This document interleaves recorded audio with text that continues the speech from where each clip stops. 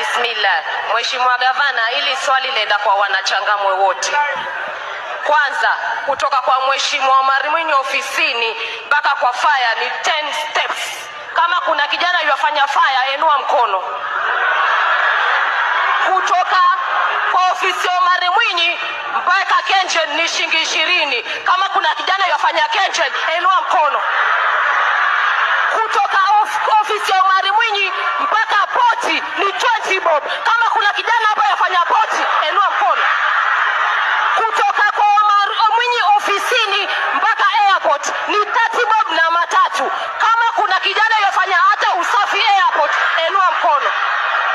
Kutoka kwa ofisi ya mheshimiwa mpaka Kensalt ni shilingi 30. Kama kuna kijana yafanya Kensalt, enua mkono.